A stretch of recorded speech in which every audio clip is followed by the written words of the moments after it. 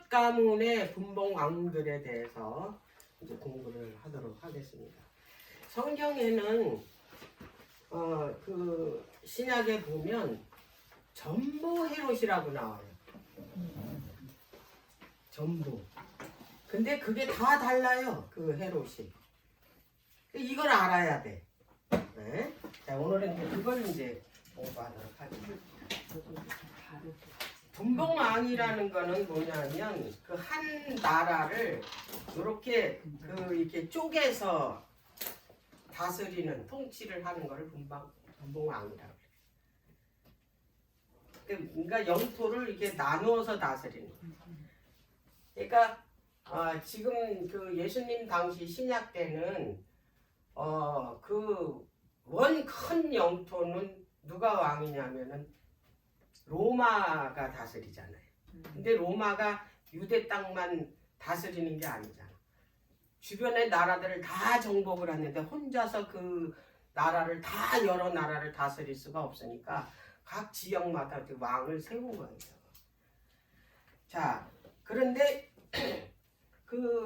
이 신약 당시에 예수님 당시 전에 태어나기 바로 그 직전에 헤롯이라는 사람이 유대 땅 전체를 다스렸어요. 그래서 그 사람은 그냥 헤롯 왕이라고 안 그러고 헤롯 대왕이라 그래요. 그러니까 헤롯 대왕은 큰 영토를 다스리는 거고 그냥 왕은 이게 작은 영토를 다스리는 걸 그냥 왕이라 칭하는 거예요. 예. 이제 이 헤롯 이야기를 하자면 헤롯은 뜻이 영웅의 아들이라는 뜻이에요. 헤롯이라는 게. 근데 이게 지금 그 뭐냐면 말라기 시대 이후와 사복음 사이에 400년 동안의 이야기거든요. 이 헤롯이. 이 헤롯은 그냐면 그 에돔 사람이에요. 에돔 사람. 이 유대 사람이 아니에요. 자, 그런데 이 아버지가 돈이 많았어요. 안티파스라고 그 할아버지는 1세고 헤롯의 아버지는 이제 안티파스 2세잖아요. 이 사람이 아마 정치를 잘했어. 그래가지고 이 헤롯이 그 아버지의 아들로서 25세에 유대 총독이 된 거예요. 아버지가? 아니, 헤롯이. 네. 그래서 이 헤롯이 그 왕으로 앉은 해가 언제냐면은 그 아주 직접적으로 이 통치를 한 적은 그 주전 37년이에요. 주전 37년에서 그 AD 4년까지 통치를 했어요. 이 헤롯이 70세에 죽었거든요. 막 오래 살았더라고, 70세. 그러니까 마태복음 2장에 보면 그 동방 박사들이 와서 이제 그 메시아가 탄생했다 그러잖아요. 메시아가. 근데 이 메시아는 이제 왕으로 오시는 거잖아요. 근데 자기가 왕으로 있는데 그 얘기를 들은 거야, 헤롯이. 그래가지고 이제 이때 당시에 베들레헴의 2세 이하 영아들을 다 죽인 왕이 이 헤롯 대왕이에요. 거기까지는 헤롯이다, 헤롯 대왕. 응? 그 이후로는 헤롯 대왕이 아닙니다. 그의 아들들이지. 네. 근데 주전서부터 주후까지 이 헤롯 대왕이 통치를 했다, 유다 나라에. 자, 그러면 예수님이 탄생하고 나서도 누가 있어요? 헤롯 대왕이 있었어요. 자, 그런데 이 주전주후라는 이 말이 어떻게 생겼냐 이거지. 주전주. 그래서 이 주전은 우리 이 영어로 그 약자로 하면 빛이잖아요. 근데 그게 무슨 약자냐면 비포 크리스트야. 그러니까 크리스트가 뭐예요? 그리스도잖아요. 그리스도. 예. 그리고 주후는 AD잖아요. AD는 뭐냐면 아노 도미니예요. 그 약자야. 그래서 이게 전체적인 의미가 뭐냐면 우리 주님의 해다. 전체적인 뜻이. 근데 before는 주님이 오시기 전이고 그 이 아노 도미니는 예수님이 오신 후다. 근데 이게 라틴어예요. 그래서 이 라틴어로 예수님 탄생을 기준으로 만들었는데 이거를 누가 만들었냐 이 말이에요.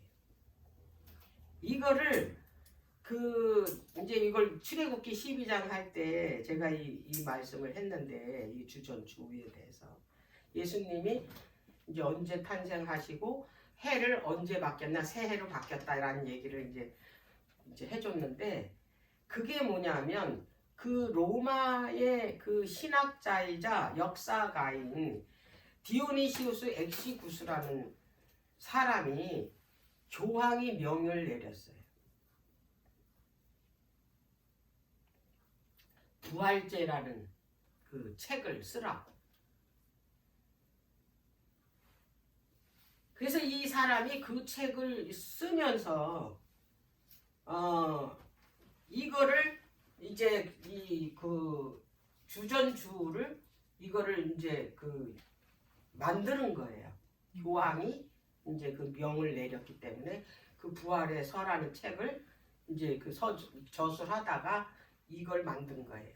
주님의 해, 그 해인 주전 주후라는 만들었는데 이것이 원래 예수님이 탄생한 해를 우리가 알고 있기는 주전 4년이라고 그러거든요.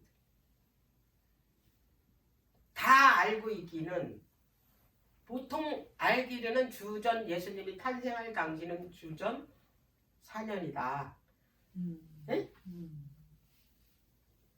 그래서 이걸 만들 당시에는 이미 4년이라는 기간이 지났기 때문에 그냥 예수님 탄생한 기간을 0년으로 계산을 해가지고 지금까지 쓰는 거예요. 이 서기, 이 연대를. 자, 그렇다면 이제 여기서 문제점이 뭐냐면 헤롯 대왕이 주전 4년에 죽었거든요. 근데 마태복음 2장에는 예수님이 탄생하셨잖아. 그게 왜 있냐 이 말이야. 그렇지. 4년이라는. 근데 그걸 여태 생각을 안 했어. 그랬구나. 그냥 주전 4년이라는 것만 이렇게 알고 그랬는데 이게 이 학자가 계산을 잘못한 거예요.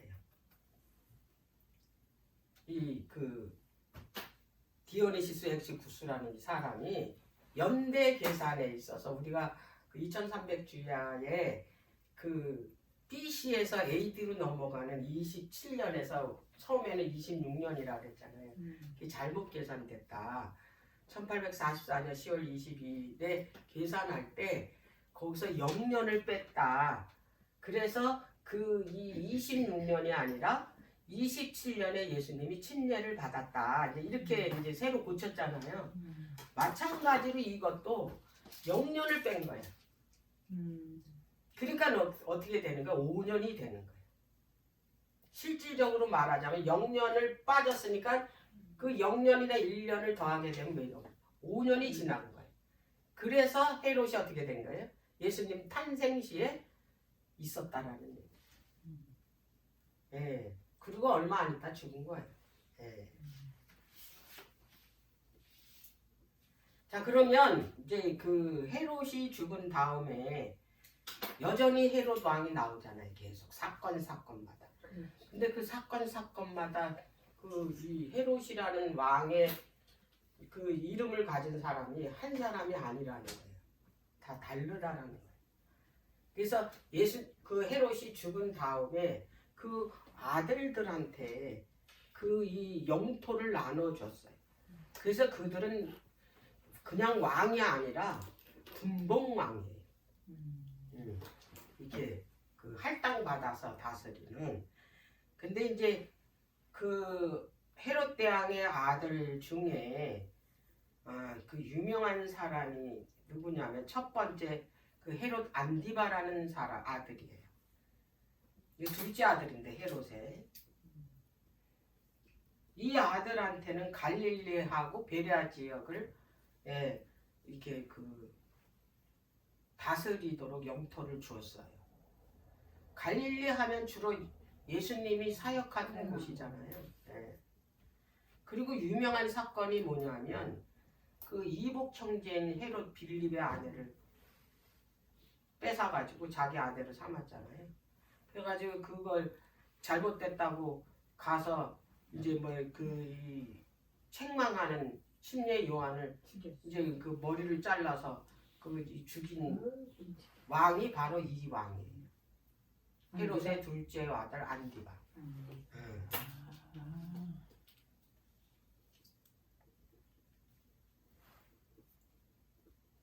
그러니까 이 안디바가 또 뭘 어떤 사건에 또 관여를 했냐면 그 빌라도가 총독으로 돼 있을 때.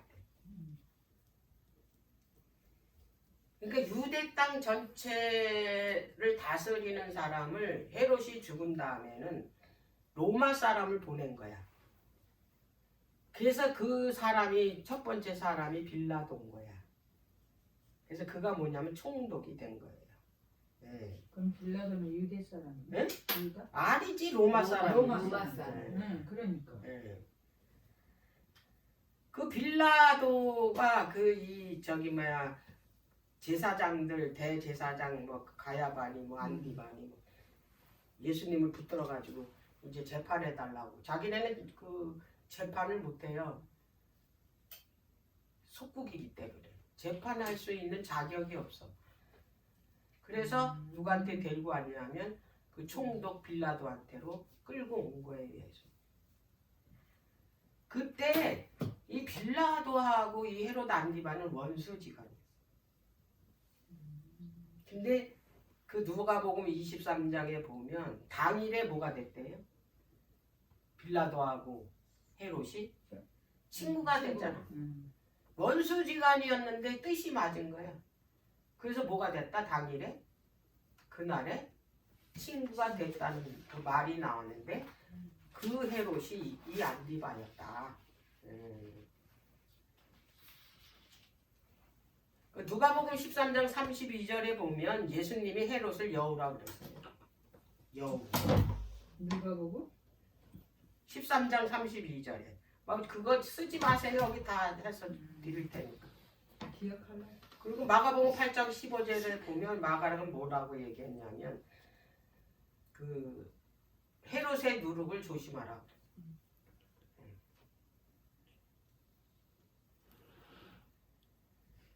그리고 이 헤롯 안디바는 갈릴리와 베레아 지역을 다스린다고 그랬잖아요. 이름을 바꿨어요. 이거는 요한복음에만 나와요. 세 복음서에는 다 갈릴리 바다라고 그래요.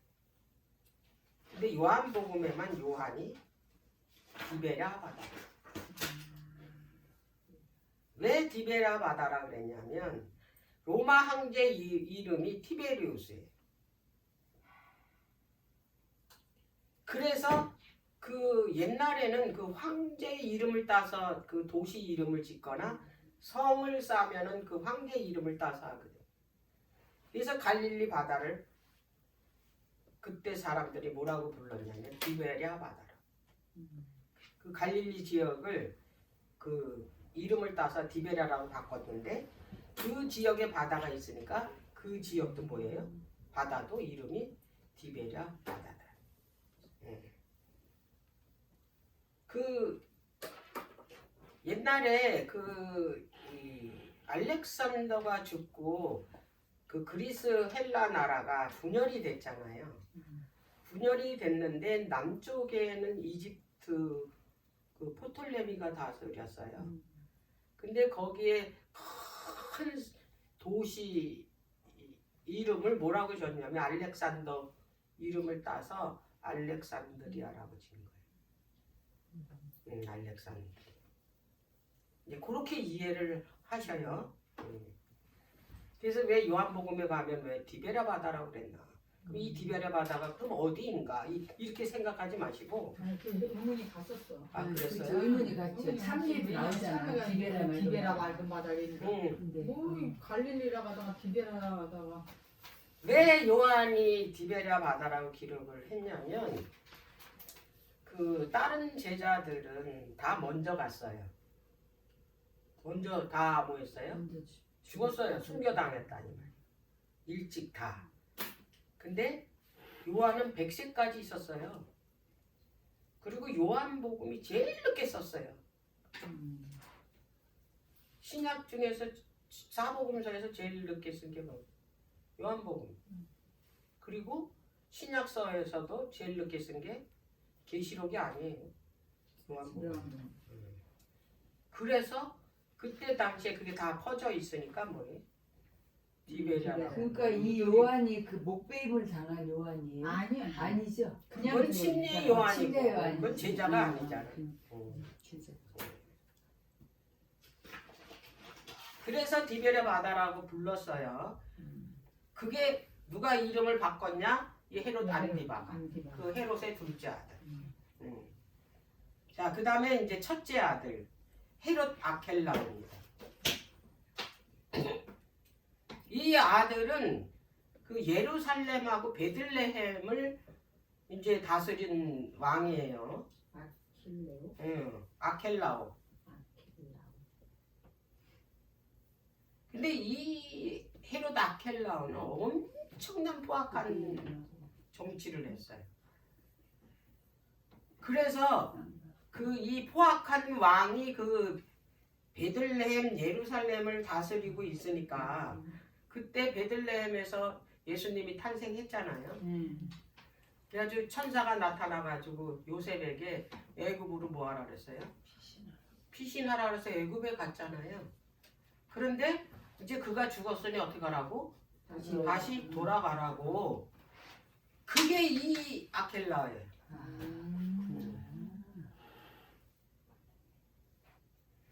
그 포악한 이 왕이니까 요셉이 두려워가지고 베들레헴에 못 갔어요. 어디로 갔어요? 나사렛으로 갔죠. 그래서 나사렛에서 거기서 자랐단 말이에요. 그래서 이게 폭정에 견디다 못해서 이 유대 이 지도자들이 찾아간 거야, 황제야. 고발한 거지 말하자면. 그러니까 이제 로마 황제가 그를 이제 쫓아버린 거예요. 이 아켈라오를. 그래서 이 아켈라오는 몇 년 통치 못했어요. 그리고 이제 그 지역을 누구한테 줬냐면 빌라도한테 준 거예요. 예루살렘, 베들레헴 이쪽. 그 다음에 이제 세 번째 아들이 헤롯 빌립이에요. 이게 아까 안디바가 이 이복 동생이야. 이거는 이 빌립은 한 배에서 난 아들이 아니고 셋째는 헤롯이 10명의 아내를 통해서 아들을 낳았어요. 아내가 10명이었어요. 근데 이 빌립은 그러니까 다른 배지. 그러니까 이복 동생이지. 그 안디바가 이 그 빌립의 아내를 뺏어서 자기 아내로 삼은 거예요. 그래서 이 헤롯 빌립은 그 헤롯 대왕의 5째 그 아내한테 얻은 아들이에요. 이 헤롯 빌립이. 근데 조카하고 결혼을 한 거야. 이 빌립이 살로메라는 이름을 가진. 그리고 이 헤롯 빌립이 그 자기가 다스리고 있는 곳에 그 가이사를 존경한다는 의미로 그 지역을 뭐라고 졌냐면 빌립보 가이사라라고 이래요. 가이사랴 빌립보. 그리고 이제 이 특징이 뭐냐면 이 왕은 왕 중에서 가장 온순한 왕. 그러니까 아내를 뺏기고도 가만히 있었지. 이 사람 아내를 그러면 응, 그 안디바가 뺏은 거예요. 그런 악함. 근데 이제 여기에서 아주 중요한 게 우리가 보고도 그냥 그 지나쳐 버렸어. 나도 마찬가지고. 근데 이번에 이걸 하면서 요거를 알게 된 거야. 자, 누가복음 3장.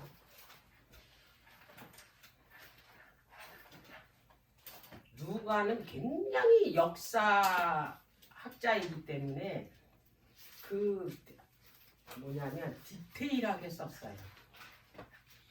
다 조사해가지고 썼대요. 이 누가는. 자, 누가복음 3장을 볼게요.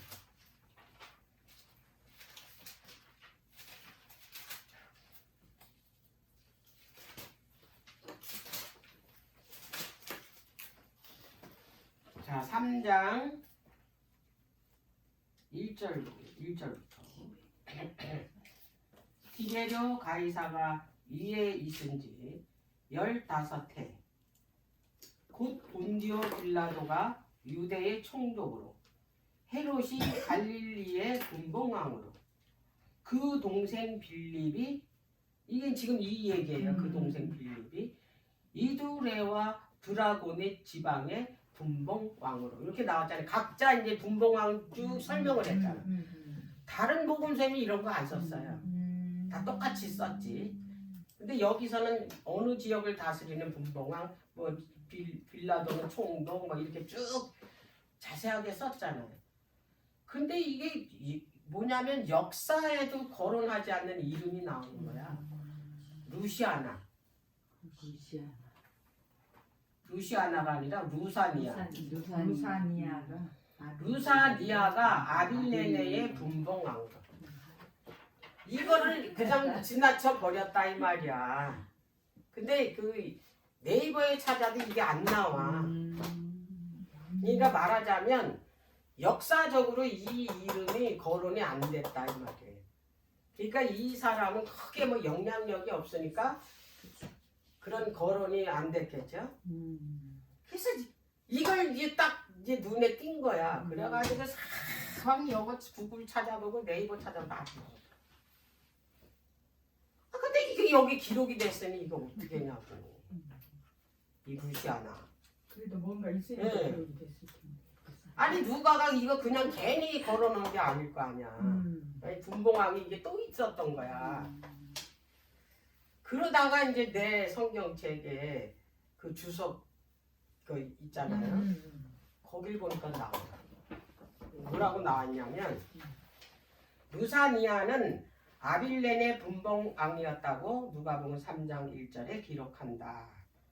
루시아나는 일반 역사에는 나오지 않고 BC 36년까지 통치한 것으로 기록되어 있다. 그러니까 BC? 예수님 후에는 뭐냐면 없었어. BC 36년까지 통치를 한 거야. 네. 그런데 이 아빌렌의 유적에서 누가가 말하는 시기에 분봉왕 루사니아의 비문들이 나왔대.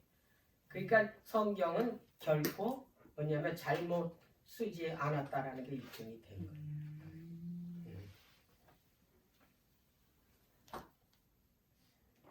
이제 그 다음에 이제 요 이제 분봉 헤롯의 아들들 이제 나왔어요. 근데 이제 다 죽었어. 그리고 이제 헤롯의 그 대왕의 손자들이 나옵니다. 이제 손자들은 그 사복음서에는 안 나오고 사도행전에서 나옵니다. 헤롯 대왕의 손자는 헤롯 아그리파 1세예요. 사도행전 12장 한번 볼게요. 사도행전 12장.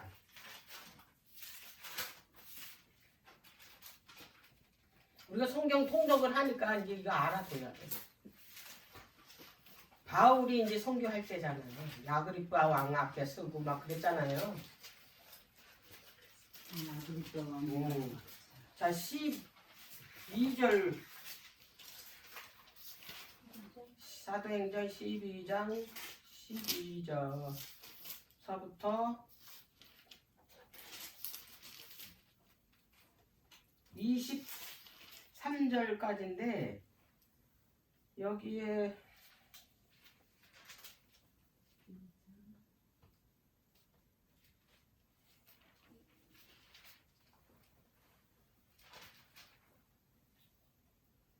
(12장 1절) 나오죠. 그때 헤롯 왕이 요게 헤롯 왕의 뭐냐면 손자예요. 아그리빠 1세.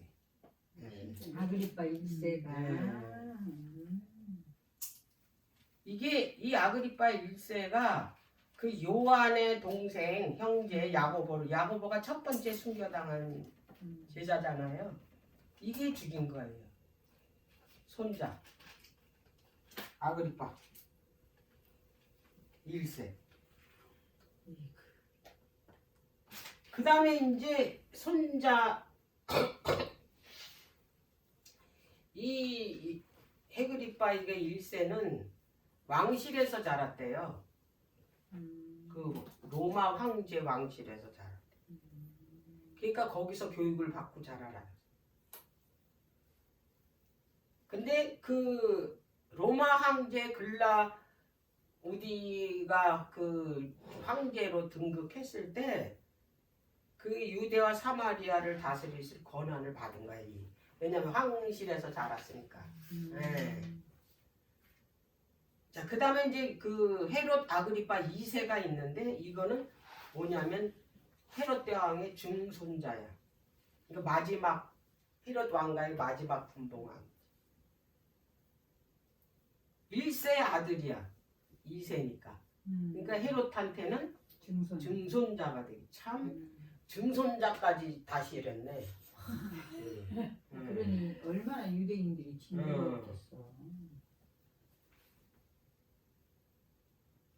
그 헤롯 이 아그리빠 2사에게는 그 뭐냐면 2세에게는 성경에 거론된 두 여자 형제가 있어.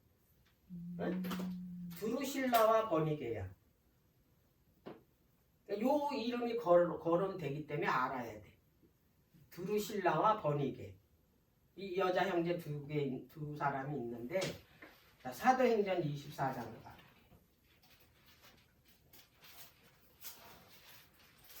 사도행전 24장.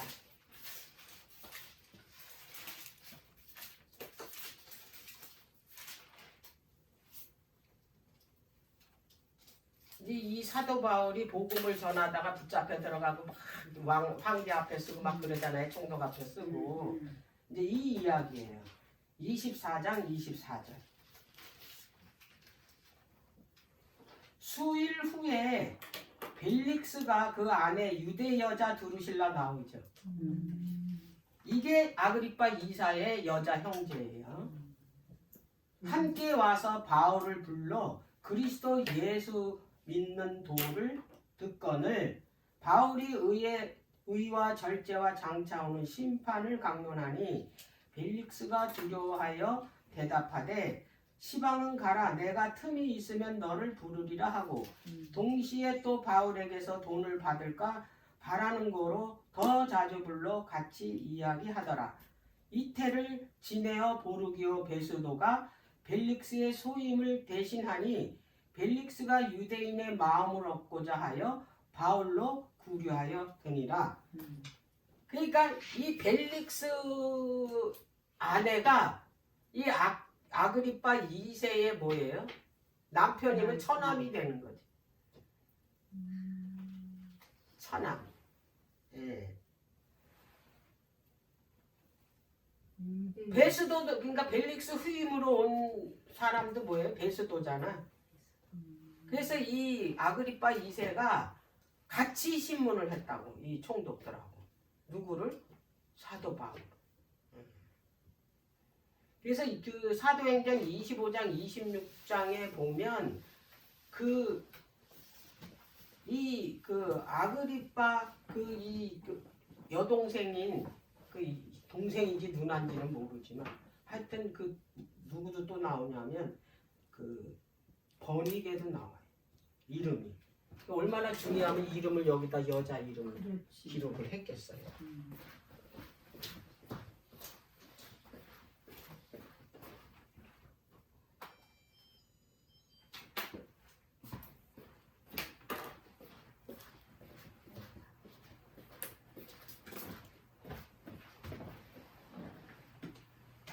근데 이제 이 헤롯에 대해서 이제 완전히 이제 이해하셨지 알겠어? 사복음서하고 사도행전까지 이 헤롯이라고만 이름이 됐는데 이 헤롯이 같은 헤롯이 아니고 그 아들도 증송자까지 이제 내려왔다라는 거. 지겨워. 응.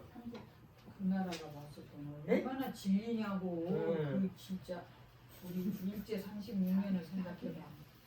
이제 여러분들이 상식적으로 알아둬야 될 게 사도행전은 사복음서의 운동장이라고 볼 수 있어요. 운동장에서 뭐예요? 경기하잖아요. 사도행전은 사복음서의 경기장, 저 운동 경기장. 그런 좋은 말은 적어놔야지. 구약에는 어느 책이 구약의 운동장이에요? 핵심이 여자의 후손이잖아요. 여자의 후손에서 뱀의 후손에 머리를 짓밟는 거잖아요. 그걸 자세하게 쓴 책이 다니엘이에요. 그 운동장이에요. 거기.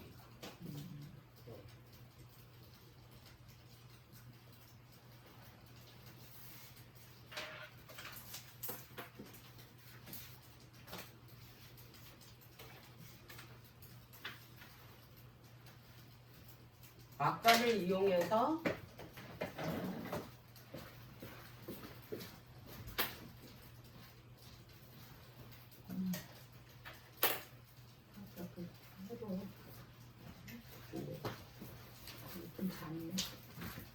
자, 우리 이제 모세가 처음 하나님의 부르심을 받고 네가 이제는 어디로 가라? 애굽의 바로왕 앞에 가서 그 내 백성을 그 나를 위해서 절기를 지키게 내 백성을 놓아달라 가서 얘기하라 그랬잖아요.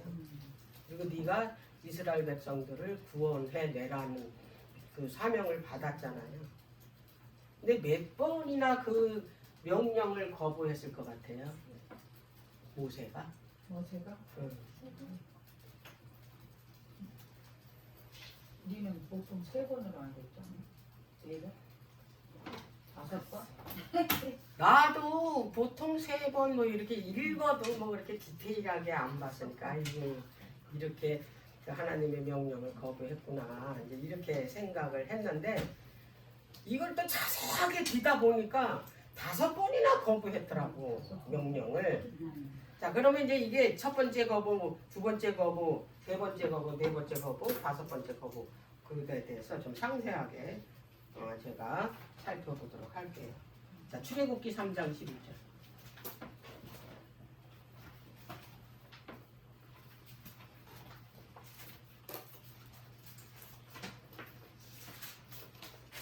칠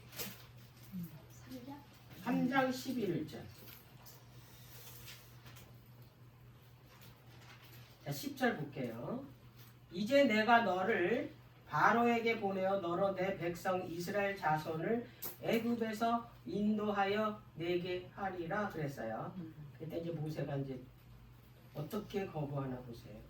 모세가 하나님께 고하되 내가 누구간데 바로에게 가며 이스라엘 자손을 애굽에서 인도하여 내리니까 요렇게 거부를 했어요. 왜 그랬냐면 그 모세는 이제 이 미디안에서 40년을 이제 강야 생활했잖아요. 강야 생활 끝난 다음에 이제 하나님께서 모세에게 나타나셔가지고 사명을 주는 거잖아요. 애굽으로 이제 가라고. 근데 이 모세가 그 자신의 힘으로 이스라엘을 구원코자 했어요. 여기 강야에 들어오기 전. 근데 어떻게 됐어요? 자기 동작한테 고발당해가지고 죽게 돼서 어디까지 왔어요? 도망와서 미디안. 미디안에서 그 목자 생활을 한 거 아니에요. 아주 비천한 삶을 산 거 아니에요. 근데 이제 이 40년 동안 그런 그 양을 치는 목자로 살면서 42년 동안 훈련을 받은 거 아니야. 자기가 얼마나 비천하고 할 수 있는 일이 아무것도 없다라는 그 온유하고 겸손한 자로서의 훈련을 미디안 광야에서 받았다 이거예요. 그래서 여기서 내가 누군가인데 감히 에? 이스라엘을 구원해냅니까? 그런 거예요. 왜 한 번 어디 자기 힘으로 했다고 어떻게 했어요? 실패를 하고 40년 동안 그런 생활을 하면서 자기 자아가 완전히 깎인 거예요. 우리는 광야는 뭐냐면 그 고난의 그 이 시기를 광야 생활이라. 우리가 지금 광야 생활을 하고 있잖아요. 그래서 단번에 우리의 자아가 이게 뭐 꺾이지 않아요. 내 자아를 버리지 못해요. 뭘 통해서? 고난을 통해서 그 훈련을 통해서 내 자아가 깎였을 때 완전히 뭐예요? 하나님께서 성경에 그 많은 선지자들이 있지만 지면에서 가장 온유한 자가 누구라고 해요? 모세. 그래서 팔복음에서도 온유한 자가 뭐예요? 하나님의 기업을 받는 데잖아요. 그래서 이제 이게 그 첫 번째로 모세가 이제 거부를 합니다. 근데 거부하는 하나님께서 이제 이 모세에게 뭐라고 답변을 하나 볼게요. 12절. 하나님이 가라사다 내가 정녕 너와 함께 있으리라. 내가 백성을 애굽에서 인도하여 낸 후에 너희가 이 산에서 하나님을 섬기리니 이것이 내가 너를 보낸 증거니라. 지금 여기서 하나님께서 명령을 내린 곳이 이 산인데 이 산이 어디예요? 호렙산이에요. 예? 시내산, 호렙산. 근데 시내산은 그 크고 이제 그 밑에 이제 좀 그 같은 시내산 안에 있는 지역 호렙산. 예. 하나님께서 뭐라 그랬어요? 내가 함께 하겠다는 약속을 했어요. 그리고 그 내 백성을 여기서 만나겠다. 이 산에서. 그리고 이 섬길 뿐이 아니고 내가 그들을 인도해가지고 여기서 하나님께 예배 드리게 하고 이것이 곧 증거다. 이 증거라고 얘기까지 했어요. 자, 그리고 이제 그 두 번째는 어떻게 거부를 했나 한번 볼게요. 13절. 이제 바로 또 거절합니다. 그렇게까지 했는데 모세가 하나님께 고하되 내가 이스라엘 자손에게 가서 이르기를 너희 조상의 하나님이 나를 너희에게 보내셨다 하면 그들이 내게 묻기를 그의 이름이 무엇이냐 하리니 내가 무엇이라고 그들에게 말하리까. 하나님께서 그렇게 명령을 했다. 가서 이제 이스라엘 백성들한테 얘기하면 그 백성들이 나한테 그분의 이름이 뭐냐고 물으면 내가 뭘로 대답하겠냐. 이렇게 거부를 한 거예요. 핑계를 댄 거지. 그랬더니 하나님께서 뭐라고 그랬냐면 14절에 하나님이 모세에게 이르시되 나는 스스로 있는 자니라 그랬어요. 스스로 있는 자. 스스로 있는 자다라는 뜻이 뭐예요? 존재하다라는 뜻이잖아요. 여호와께서 모세에게 당신의 이름을 밝혀준 거예요. 그래서 예수님이 이 땅에 오셔서 스스로 있는 자라고 계속 그 뭐냐면 그 백성들한테 알렸어요. 내가 여호와라. 출애굽기 3장 13절에 말씀하신 그 신약은 있잖아요. 그 70인역을 많이 인용을 했어요. 70인역. 근데 그 70인역에 보면 이 스스로 있는 자의 말이 뭐냐면 에고 에임이 온이에요. 에고 에임이 호온. 영어로 이제 말하면 I am that I am. 나는 나다라는 뜻이에요. 근데 나는 나다라는 말이 아주 중점적으로 쓴 책이 사복음서에 어디냐면 요한복음이다. 그래서 이 성경을 기록할 때는 다 숫자로 기록을 합니다. 표적도 7가지 표적을 기록했다 그랬죠, 요한이. 나는 나다도 7개를 말씀하셨어요. 이제 우리가 잘 아는 나는 생명의 떡이다. 나는 나다. 이게 당신을 밝히는 말이에요. 나는 나다. 나는 세상의 빛이다. 나는 양의 문이다. 나는 선한 목자다. 나는 부활이요 생명이다. 나는 길이요 진리요 생명이다. 나는 참 포도나무. 전부 나는 뭐다 나는 뭐다 나는 뭐다가 요한복음에 기록이 되어 있어요. 그게 당신이 여호와라는 것을 밝히는 말이에요. 유대인들이라면 히브리인들이잖아. 그 히브리어의 여호와의 이름이 뭐였냐면 나는 나다예요. 스스로 있는 자. 그렇게까지 힌트를 줬는데도 그 말을 이해를 못했다 이거야. 자, 이름을 이제 알려달라 해서 이름 이제 가르쳐 줬죠. 근데 또 거부를 합니다. 4장 세 번째. 모세가 대답하여 가로되 그러나 그들이 나를 믿지 않으니 계속 핑계를 대는 거야. 그러나 또 믿지 않는데 그 사람들이 내 말을 듣지 아니하고 이르기를 여호와께서 내게 나타나지 아니하셨다 하리이다 그랬어요. 왜 이런 소리를 했냐? 이건 근거 있는 소리예요. 그 애굽에서 그 이스라엘 백성들이 거기서 종살이 할 때는 한 번도 하나님께서 나타나신 적이 없어요. 그러니까 이 모세가 지금 그 얘기를 하는 거예요. 그들이 나를 믿지 않는다. 여호와께서 나타나지 아니셨다 이거예요. 너한테 나타났냐 이. 그걸 핑계를 대는 거야. 세 번째.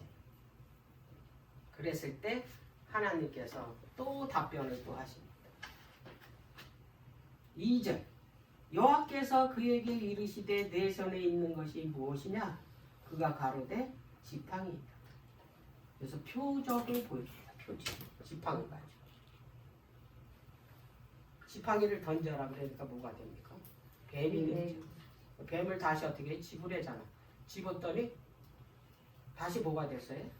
지팡이가 됐죠. 하나님께서 있잖아요. 화를 내지 않으셨어요. 이렇게 계속 핑계대고 이제 그 거절을 하니까. 자, 여기에서 지금 그 이 지팡이를 가지고 뱀을 만들었잖아요. 뱀이 되게 했잖아요. 그 뱀을 다시 집었더니 다시 뭐가 됐어요? 그래서 하나님께서 이 모세에게 네가 이스라엘의 백성의 지도자가 됐다라는 거, 내가 임명했다라는 걸 증명하는 거. 그리고 네가 그 지도자의 임무를 수행할 수 있는 능력을 받았다는 거. 그걸 알려준 거예요. 2가지 표징이.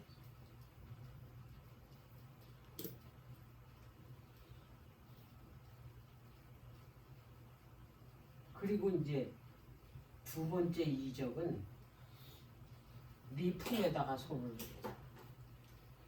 빼니까 뭐가 돼? 문둥병. 다시 집어넣어 빼라. 다시 깨끗한 손. 이거는요. 네가 하나님의 일을 수행할 수 있는 보냄을 받은 대리자임을 틀림이 없다라는 것을 보여주는 거예요. 그리고 너에게 맡겨준 일에 능력이 있음을 뭐 하는 거예요? 보여주는 표적. 네.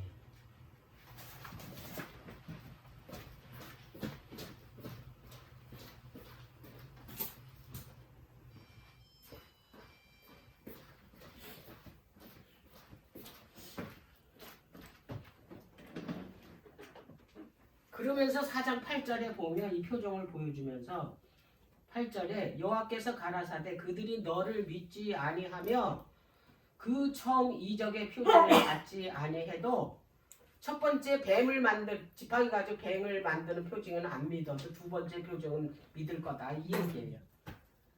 둘째 이적의 표징을 믿으리라 이제 그렇게 말씀을 하셨어요. 여기에서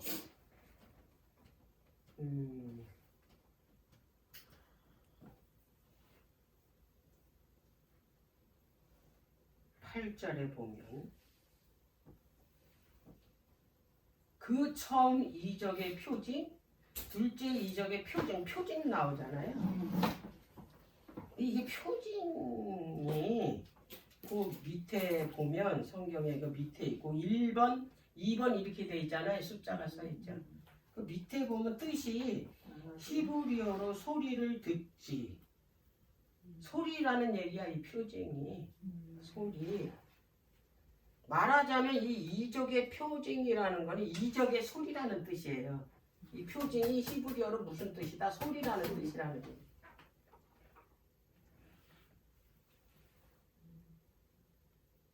그러니까 초자연적인 사건이나 이적이 바로 하나님의 소리라는 거야.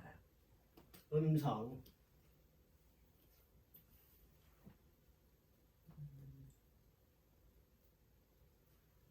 그래서 우리가 이게 천연계에서 보는 그런 일들이 많잖아요, 이적이. 그게 하나님의 소리라는 거예요. 우리는 그 소리를 들을 줄 알아요, 하나님이. 나에게 주는 그 음성이 그 메시지가 뭔지를 그 성령의 사람은 그거를 뭐냐면 올바르게 뭐냐면 그 분별할 수가 있어야 된다. 자, 그 다음에 이제 네 번째 또 거부를 합니다. 이렇게까지 하셨는데 10절에 모세가 여호와께 고하되 주여 나는 본래 이제 또 말이 또 뻣뻣하대. 능치 못한 자라 주께서 주의 종에게 명하신 후에도 그러하니 나는 입이 뻣뻣하고 혀가 둔한 자이다. 이렇게 핑계를 댔어요. 이 모세는요 40년을 이 애굽의 궁에서 온갖 교훈을 다 받았죠. 근데 자기가 말을 못한대. 그래서 하나님께서 이제 뭐라고 말씀하셨냐면 11절 여호와께서 그에게 이르시되 누가 사람의 입을 지었냐? 누가 벙어리나 기머거리나 눌밤을 자나 소우렁이 되게 하였느냐? 나 여호와가 아니냐?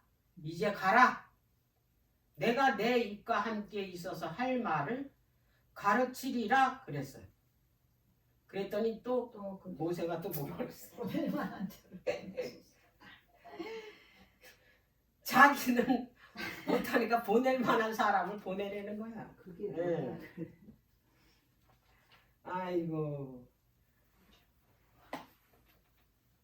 그 쉬운 성경에 그 사도행전 7장 22절에 모세에 대해서 이렇게 기록을 했어요. 뭐라고 기록을 했냐면 모세는 애굽 궁중에서 당대 최고의 교육을 받아 말로나 행동으로나 아주 능력 있는 사람이라. 근데 자기는 말을 못한대. 입이 뻣뻣해서 그걸 하지 못한다고 주장하고 있는 거예요. 근데 이제 이게 그 모세가 왜 또 이런 얘기를 했냐면 40년 동안 그 애굽을 떠나서 미디안에서 이제 그 살았잖아요. 목자로서. 네. 그러니까 애굽 언어를 어떻게 했겠어요? 안 썼지요. 언어를 40년 동안 안 썼으면 네, 못할 수도 있어요. 네. 그렇게 이제 물론 옛날에는 그 유능했었지만 40년을 그렇게 그 광야에서 살다 보면 그렇죠. 나이도 이제, 많아지고. 예. 그렇게 이제 그 자리에 자기가 지도자로서 서기가 이것도 계속 뭐예요? 이제 겸손한 뜻에서 이제 했겠지. 자기가 안 맞는다고, 자격이 없다고. 그러니까 그거 잘할 수 있는 사람을 보내시라. 예. 이제 여기서 모세가 부족한 건 뭐냐면 하나님을 신뢰를 했었어야 돼. 함께 해주겠다고 했으면 그걸 믿고 갔었어야 돼. 근데 자기는 할 수 없는 것이라고 계속 뭐해? 하나님께 그 이야기를 하잖아요. 그래서 하나님께서는 우리한테 어떤 그 사명을 줄 때 그냥 보내지 않으신다라는 거. 그냥 절대로 그냥 너 혼자 알아서 해라고 안 그러지. 모든 어려움을 겪을 수 있도록 하나님께서 함께 하시. 그걸 알아야 되는 거예요. 나에게 어떤 교회에서 어떤 일을 맡겼을 때 하나님께서 맡겨주신 거라고 생각을 하세요. 나는 아직 준비가 안 됐습니다. 여기 모세처럼. 나는 그런 자격이 없다고 그러고. 우리 보통 거절할 때 그러잖아요. 진짜 실제적으로 자격이 응. 나대 응. 나대. 근데 하나님께서 함께 하시고 능력 주시겠다고. 절대로 혼자 안 보내요. 아멘. 저 보세요. 제가 어떻게 저기 신학 나온 사람들도 그 목회하는데 그렇게 힘들어하는데 저 같은 사람이 어떻게 교회를 맡아서 목회자로 교회를 그 이끌어 나가냐고. 정말 두려웠어요. 저 그 처음에 그 최영기 목사님한테 서대문 교회 목회자로 가지 않겠냐고 제의를 했을 때 성령의 음성을 자기가 들었대. 나한테 직접 얘기했어요. 회의하는데 서대문 교회에 누구를 보낼까. 근데 장로님 얼굴이 딱 떠올랐대. 이게 성령의 음성 아니냐 이렇게 나한테 얘기했거든. 그게 성령 하나님의 명령이잖아요. 근데 선뜻 대답 못하겠더라. 생각을 해보자고 어떻게 선뜻 대답하. 내가 어떻게 그렇게 교회를 이끌어 나갈 수 있는 한 번도 해보지도 않은 거 어떻게 하냐. 일주일을 기도하고 결정을 내렸다니까. 그때 한 번만 가겠다. 거절하셨네. 아니 그렇게 이 하고 공부하는 주여 보낼 만한 자를 보내소서. 이거는요 겸손의 도를 넘었대요. 이제 겸손의 도를 넘어서 하나님의 부르심에 대한 노골적인 뭐예요? 거부요. 그렇게까지 얘기했는데도 보낼 만한 자를 보내래. 그래서 이게 하나님 앞에서 자신의 부족함, 연약함 이걸 느끼는 거는 바람직하지만 끝까지 불순종하는 것은 그러니까 하나님이 네. 도를 바라셨어. 드디어 심각한 도전이래. 불신앙적인 교만이래 그건. 이게 끝까지 이제 자기가 그거를 연약하다 그러고 부족하다고 나는 이거 못 갖다 한다 이걸 끝까지 그러면 이거는 불신앙적인 교만이래. 이사야 선지자는 하나님께서 이제 명령을 했잖아요. 근데 이사야 선지자는 어떻게 했는지 알아요? 내가 누구를 보내면 누가 우리를 위하여 갈고 이사야한테 그랬어요. 그랬더니 내가 여기 있나이다 나를 보내시는 거예요. 그러니까 하나님의 그 명령에 그 이사야 선지자는 어때요? 즉시 내가 가겠다고 한 거를 우리가 알 수가 있다는 말이에요. 자 그러면 여기에서 이제 그 말을 우리에게 말하는 능력, 재능을 주신다라는 말씀을 이제 그 성경에서 한번 찾아보도록 합니다. 누가복음 21장 15절에 보면 말을 잘하는 능력, 즉 언변과 지혜를 주신다. 다 적어보면 돼요. 저는 언변이라고는 지지리도 못해요. 이사야 50장 4절에 보면 학자의 혀를 주신대요. 학자. 이사야 50장 4절에. 시편 45편 2절에는 입술의 은혜를 부어주신대.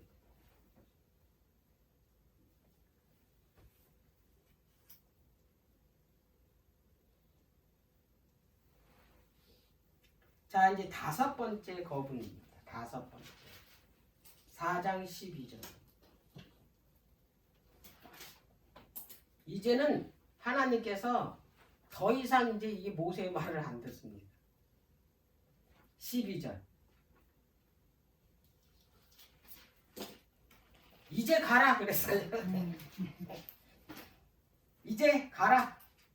내가 내 입과 함께 있어서 할 말을 가르치리라. 그랬어요. 예. 그리고 이제 애굽으로 돌아갈 준비를 이제 합니다. 이제 어쩔 수가 없어요. 내가 내 입에 말을 넣어준다는데 어떻게 할 거야? 자, 10. 그리고 말할 사람을 준비시켰대잖아요. 누구를? 아론을. 이제 빼도 박도 못하는 거예요. 뭐 말할 사람까지 다 준비시켜놨다는데 어떻게 할 거야? 18절서부터 4장 18절서부터는 그 돌아가는 기 위한 준비를 하는 내용이에요.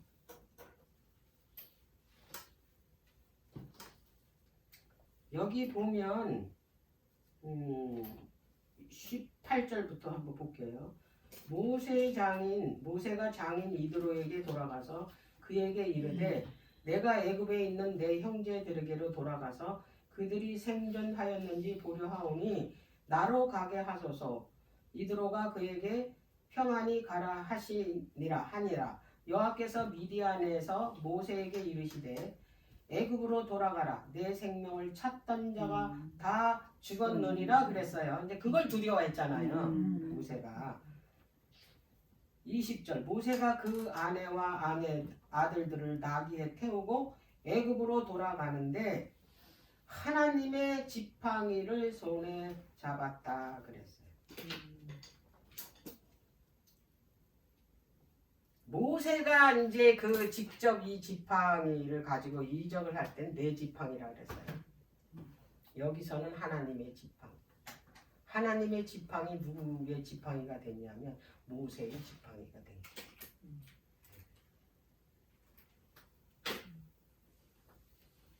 자, 여기까지 이제 더 디테일한 거는 이제 시간 날 때마다 이제 할 거예요. 여기 4장까지니까.